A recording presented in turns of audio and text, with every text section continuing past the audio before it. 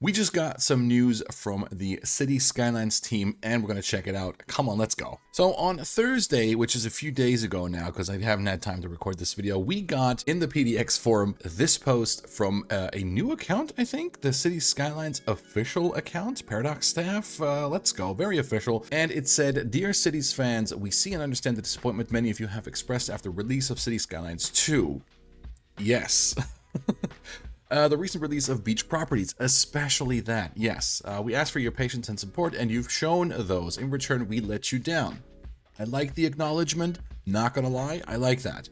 We thought we could make up for the shortcomings of the game in a time frame that was unrealistic and rushed out a DLC that should not have been published in its current form. Yes, it was like, what, 6 signature buildings, 4 trees, and a new zone, a bunch of houses, that's it, and it cost $10. Cost $10. For all this, we are truly sorry. I like that. I like the acknowledgement. I like the apology. Let's read on. When we've made statements like this one before, it's included a pledge to keep making improvements. And while we're working on these updates, they haven't happened at a speed or magnitude that is acceptable. And it pains us that we've now lost the trust of many of you. We want to do better. All right. Again, I like the acknowledgement. I like the apology. I like that they're also like naming stuff that happened in the past. And again, the acknowledgement, I do like it. I really like it. However, let's keep reading. The very first thing we're doing is to compensate those who purchased beach properties. We will change the pack to be a free addition to the game, refund it to the extent possible, provide additional content within the Ultimate Edition. Unfortunately, it will not be possible to offer refunds to Ultimate Edition buyers. That really blows. Like, that really sucks. If you're an Ultimate Edition buyer, you cannot get that partial refund. It's a whole hassle, I think, with Steam, how that works. I'm not really sure. Anyway, you will get a refund for beach properties. If you've bought it, you should by now, by the time of this recording, because it's Sunday now, you should already have your refund. However, there has happened to be a slight miscommunication between Steam and Paradox because the refunds are already out. People got their money back, but they also got the content taken away from them. And it says that it will be included as a free update, a free patch to the game, the beach properties.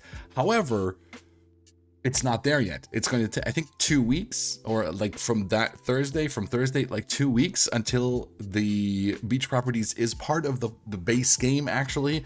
So people got the refund, yes, but they also got the beach properties taken away. So if you built a city with beach properties and you have like nothing there, I think it's just like white squares or something. That's what I've read. So that's kind of a miscommunication that shouldn't happen at this point.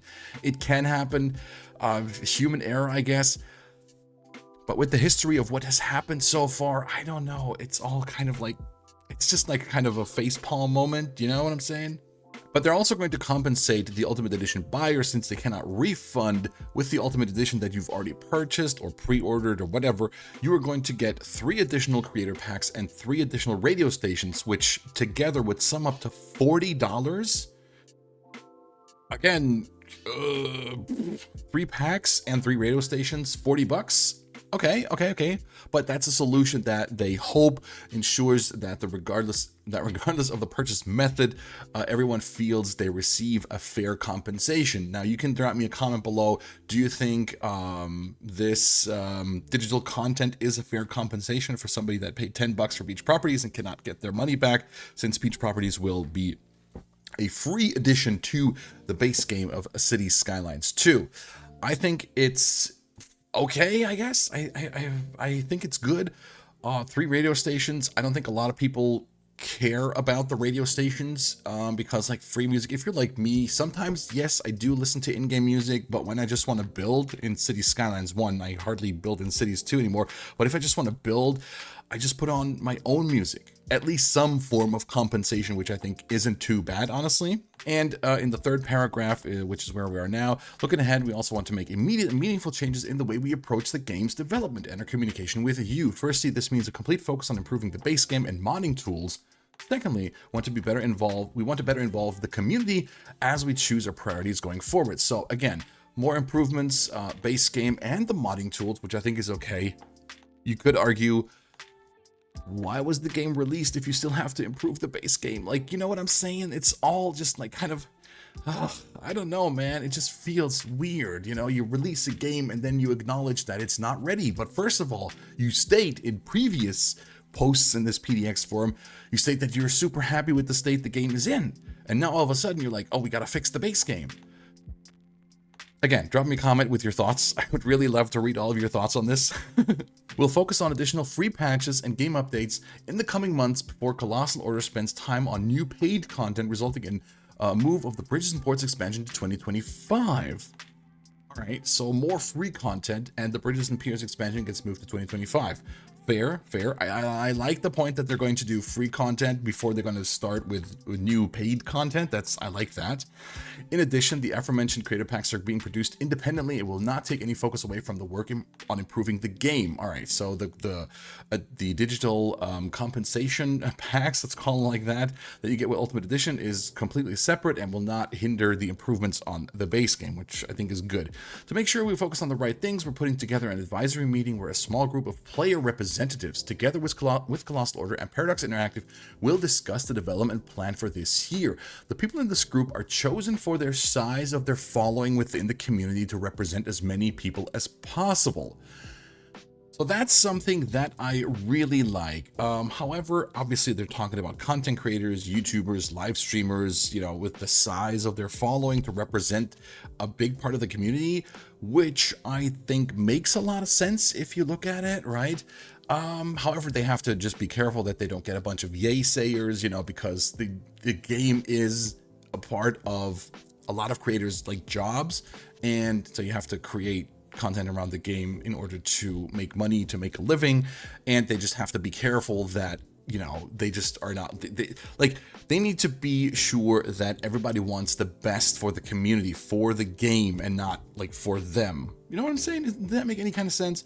What do you think of that idea, selecting a group of people that actively helps with the further development? I think it's a good idea. And the teams from Colossal Order and Paradox Interactive will provide them with full transparency and answer any questions and critiques voiced. Our hope is that together with you, our community, we can make sure that we do not repeat the same mistakes we have made in the past and bring this game into a bright future.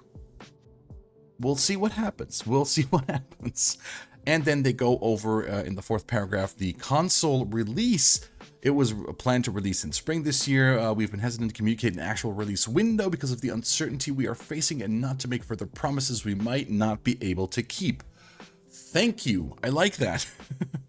We've been struggling to get City Skylines 2 to the necessary level of optimization for a console release, but are now hopeful that an upcoming build's delivery in April will demonstrate sufficient progress for us to progress with a release candidate and then a release build targeted for October. Before we have seen and evaluated the progress made in these builds, however, we will not be able to confirm the release date, and even then some uncertainty always remains. So console players, I am so sorry. It's going to take even more time before the game gets released for console.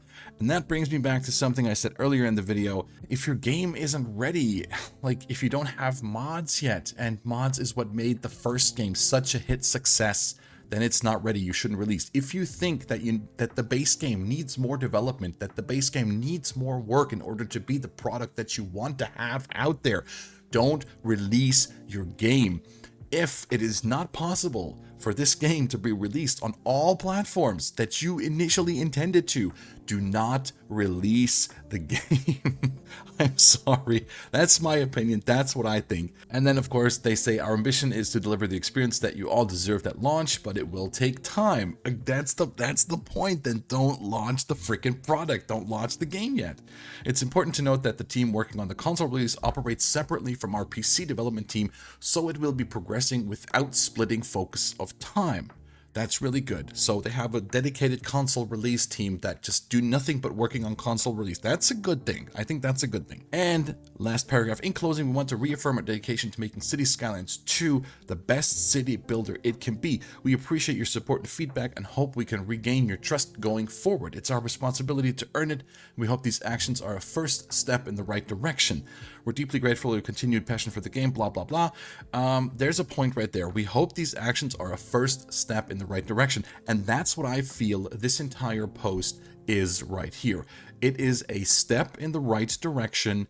Actions speak louder than words, obviously. We will see going forward what happens with the game. As I've stated before, I really want this game to succeed. However, After all this time, I have some doubts. I have some doubts, sadly, but sad but true. But we'll see where it goes forward from here. And again, I would love to hear from all of you. What is your opinion on this? Do you think this is a step in the right direction? Because I certainly think it is a step in the right direction, but we'll have to see. Only time will tell how they stick to their words. Let's freaking go. Let's get building. Thank you so much for watching. Have a great rest of your day and stay safe out there. Bye.